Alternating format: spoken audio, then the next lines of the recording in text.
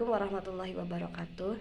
Saya Zain Aulia Hasanah dengan NIM 215211024 dari kelas Manajemen Bisnis Syariah 6A.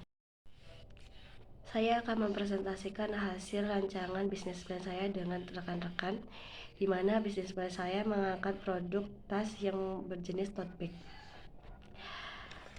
Tote bag di sini bernama Kaban Cloth. Kaban Cloth sendiri berlokasi di Jalan Jegongan, RT 4 RW 5, Pucangan, Kartasuro, Sukoharjo.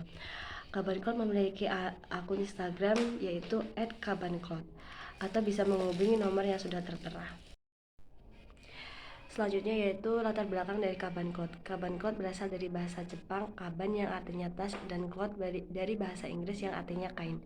Kaban Cloth ingin menciptakan sesuatu yang lebih dari sekedar produk fashion biasa. Kaban Cloth menciptakan produk yang tidak hanya secara visual tetapi juga memberikan dampak positif bagi lingkungan dan masyarakat. Dengan semangat dan kreatif, Kaban Cloth menjadi platform bagi ekspresi diri dan kesadaran lingkungan. Adapun visi dan misi dari Kaban Cloth, yaitu visi Kaban Cloth menjadi pelopor dalam industri fashion yang berkelanjutan dengan menghasilkan produk-produk berkualitas tinggi yang ramah lingkungan serta menginspirasi perubahan positif dalam gaya hidup konsumen sebagai bentuk kesadaran lingkungan. Misi dari Kaban Cloth yang pertama yaitu menerapkan praktik produksi yang bersih untuk meminimalkan dampak negatif terhadap lingkungan. Yang kedua, menyediakan tas kain yang style, fungsional, dan tahan lama. Yang ketiga, meningkatkan kesadaran konsumen tentang dampak lingkungan dari industri fashion dan mendorong mereka untuk membuat pilihan yang lebih berkelanjutan. Yang keempat yaitu memberdayakan masyarakat melalui program-program yang mendukung dan kesejahteraan serta bekerja sama dengan pemasok dan mitra yang memiliki visi yang sama. Selanjutnya ada analisis strategis. Yang pertama ada analisis internal, di mana analisis internal itu terdapat 4. Yang pertama ada research atau bahan baku, di mana Kaban Cloth itu memanfaatkan kain baru dan kain bekas. Yang kedua ada capability atau kapabilitas perusahaan. Kaban Cloth itu menggabungkan kain baru dan kain bekas dalam desain produk menunjukkan kreativitas dan fleksibilitas. Yang ketiga ada core competence atau keahlian utama perusahaan. Keahlian utama terletak pada suatu desain tas yang inovatif dan ramah lingkungan. Yang keempat ada manajemen yang efektif diperlukan dalam mengelola sumber daya manusia yang terdiri dari pekerjaan harian. Selanjutnya yaitu analisis eksternal, di mana analisis eksternal itu dibagi menjadi 2 yaitu mikro dan makro. Yang pertama analisis eksternal mikro, terdapat pasar atau prospek daya beli. Potensi pasar terkait dengan daya beli konsumen terdapat tas dengan desain inovatif dan ramah lingkungan. Yang kedua ada produk substitusi. Analisis produk substitusi perlu mempertimbangkan produk tas lainnya yang tersedia di pasar. Yang ketiga ada pasar tenaga kerja atau ketersediaan tenaga kerja. Ketersediaan tenaga kerja freelance untuk proses produksi dapat dipengaruhi oleh faktor-faktor seperti tingkat pengangguran lokal, tingkat upah, dan persaingan dengan industri lainnya. Yang keempat ada pemasok. Jenis pemasok mungkin beragam, termasuk pemasok kain baru dan kain bekas. Yang kelima yaitu pesaing. Pesaing bisa berasal dari berbagai jenis bisnis tas, baik online maupun secara offline. Yang terakhir yaitu ada pelanggan. Pasar sasaran bisnis ini adalah mereka yang peduli tentang keunikan produk. Selanjutnya yaitu analisis eksternal secara makro. Yang pertama, sosial budaya. Tingkat kesadaran lingkungan yang semakin meningkat dapat menjadi peluang besar karena produk ini menggunakan bahan daur ulang. Yang kedua ada ekonomi, di mana kondisi ekonomi yang stabil bisa mendukung daya beli konsumen. Yang ketiga ada hukum politik.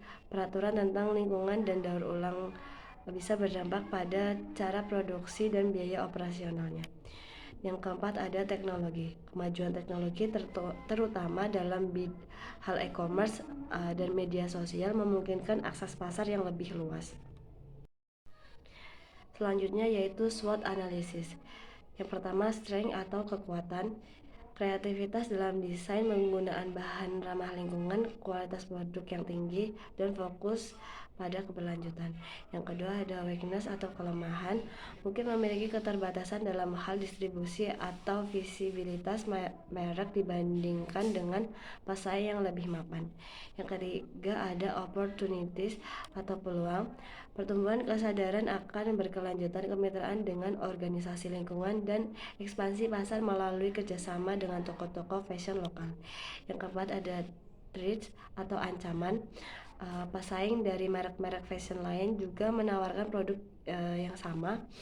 Perubahan tren dalam industri fashion dan risiko tidak memenuhi harapan konsumen terhadap kualitas produk. Selanjutnya yaitu strategi analisis SWOT. Yang pertama, strength opportunities, memanfaatkan kreativitas dalam desain dan fokus pada keberlanjutan untuk mengambil kesempatan dari pertumbuhan kesadaran akan keberlanjutannya. Yang kedua ada weakness dan opportunities, mengatasi keterbatasan dalam distribusi atau visibilitas merek dengan mengambil peluang dari pertumbuhan kesadaran dan itu bisa dilakukan dengan meningkatkan kerjasama dengan toko-toko fashion lokal untuk memperluas jangka distribusinya. Yang ketiga ada strength dan threats, memanfaatkan kualitas produk yang tinggi untuk menghadapi pesaing dari merek-merek fashion lain yang menawarkan produk yang sama, atau fokus pada pengembangan dan pemeliharaan reputasi kualitas. Yang keempat ada weakness dan threats, yaitu memperkecil keterbatasan dalam distribusi atau visibilitas merek untuk menghindari ancaman dari pesaing dan risiko tidak memenuhi harapan terhadap kualitas produk. Selanjutnya yaitu rencana pemasaran. Ada analisis aspek pemasaran. Yang pertama, segmen pasar. Kaban Cloth mengincar konsumen yang peduli dengan gaya, kualitas, dan termasuk individu yang mengutamakan produk fashion yang ramah lingkungan. Yang kedua ada targeting. Target pemasaran Kaban Cloth adalah mereka yang mengapresiasi kualitas tinggi, desain yang menarik, dan kesadaran akan lingkungan dalam memilih produk fashion. Yang ketiga ada positioning. Kaban Cloth ditempatkan sebagai merek fashion yang menawarkan tas kain berkualitas dengan desain unik dan ramah lingkungan. Selanjutnya rencana pemasaran marketing mix 7P. Yang pertama ada produk, desain dan kualitas tas kain yang stylish, modern, dan fungsional. Yang kedua ada price atau harga, penetapan harga yang kompetitif antara kualitas premium dan daya beli konsumen.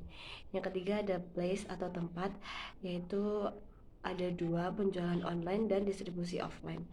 Dimana penjualan itu kita memanfaatkan platform e-commerce dan distribusi offline-nya berlokasi di Jalan Jegongan RT 4 RW 5 Pucangan Kartasura Sukoharjo. Yang keempat ada promotion atau promosi, menggunakan media sosial dan email marketing untuk mempromosikan produk dan mengadakan acara seperti workshop.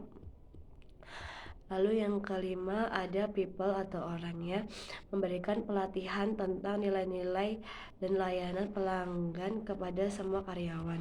Yang keempat ada yang keenam ada proses, yaitu menggunakan teknik produksi yang mengurangi limbah dan emisi serta memastikan etika kerja yang tinggi.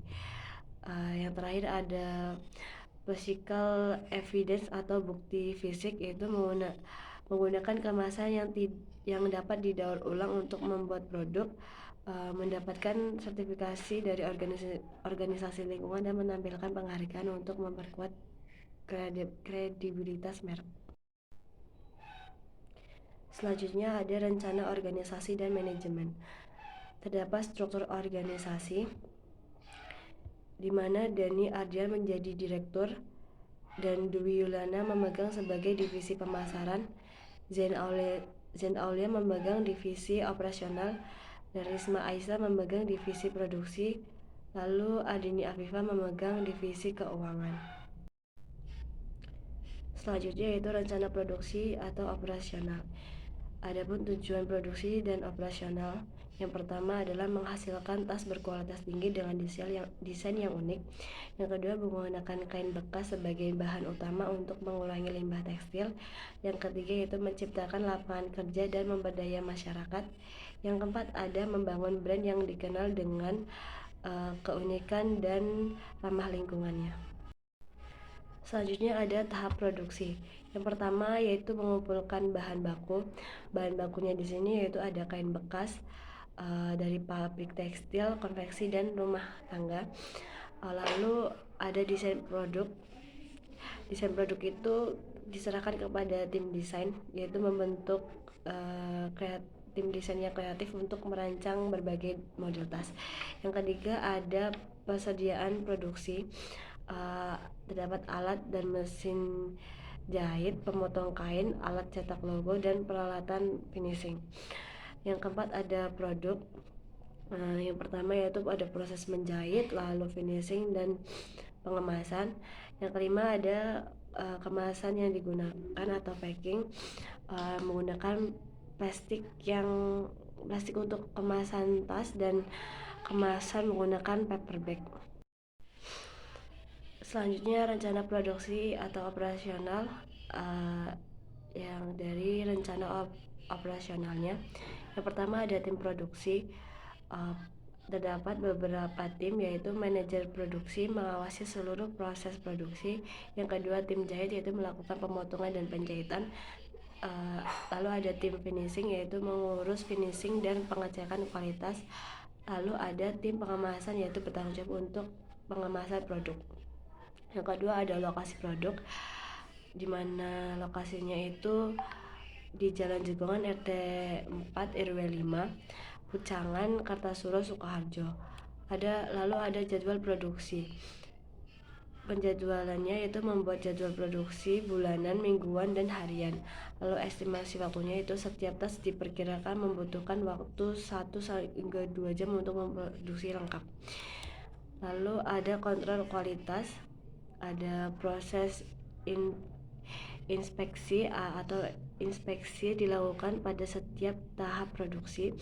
Lalu standar kualitas, yaitu menetapkan standar kualitas yang ketat untuk memastikan produk berkualitas tinggi. Selanjutnya yaitu ada rencana keuangan. Terdapat total modal awal yaitu mencapai 7.120.000. Lalu ada total biaya produksi mencapai 4.302.000. Lalu ada harga pokok produksinya yaitu 17.212 dan harga jualnya yaitu 45.000. Dan ada sumber dana. Sumber dana itu berasal dari modal pribadi dengan jumlah 2.500.000 dan penjamannya 5 juta. Jadi totalnya 7.500.000. Lalu ada proyeksi lapangan dengan jumlah laba bersihnya yaitu mencapai 6.864.336 rupiah. Selanjutnya yaitu ada bisnis model canvas. Yang pertama customer segment, yaitu mengincar mahasiswa dan pelajar pria wanita usia 15 hingga 25 tahun yang menyukai tas tote bag dengan nilai estetik. Lalu ada customer relationship, yaitu memberikan potongan harga pada setiap 5 pieces pembelian tote bag. Lalu membuka reseller, memberikan promosi mendapatkan stiker pada setiap pembelian. Ya, selanjutnya ada channelnya itu melalui media sosial seperti Instagram, Facebook, bisnis. Lalu dijual di Shopee dan open reseller. Selanjutnya ada value proposition, yaitu ramah lingkungan, desain menarik, dibuat dengan bahan berkualitas tinggi, harga terjangkau, bisa dipesan dengan desain yang khusus, logo atau nama. Lalu mendukung komunitas lokal, ringan dan portable, lalu kesadaran tentang isu lingkungan. Lalu selanjutnya ada aktivitas, yaitu rutin publikasi melalui media sosial seperti WA Business, IG, dan Facebook. Lalu memberikan konten setiap 1 minggu sekali dan mempromosikan di media sosial. Selanjutnya ada key resource key research atau yaitu terdapat peralatan menjahit seperti jarum, benang, resleting, lalu mesin jahit. Ada key partners yaitu supplier bahan baku kain, reseller, toko perlengkapan alat jahit, penjahit dan penyablon. Selanjutnya ada cost structure yaitu biaya bahan baku, biaya operasional, gaji karyawan, dan biaya promosi. Yang terakhir ada revenue stream yaitu menyediakan layanan pembuatan tas kain custom dengan desain khusus sesuai permintaan pelanggan seperti logo perusahaan, nama, atau desain spesifik lainnya, yaitu menjual produk melalui berbagai marketplace online seperti Tokopedia, Shopee, atau lainnya, yaitu mengadakan workshop atau pelatihan pembuatan tas kain untuk komunitas atau individu yang tertarik belajar. Sekian video presentasi penjelasan bisnis plan yang sudah kami rencanakan. Apabila ada kesalahan dan kekurangan, saya mohon maaf. Wassalamualaikum warahmatullahi wabarakatuh.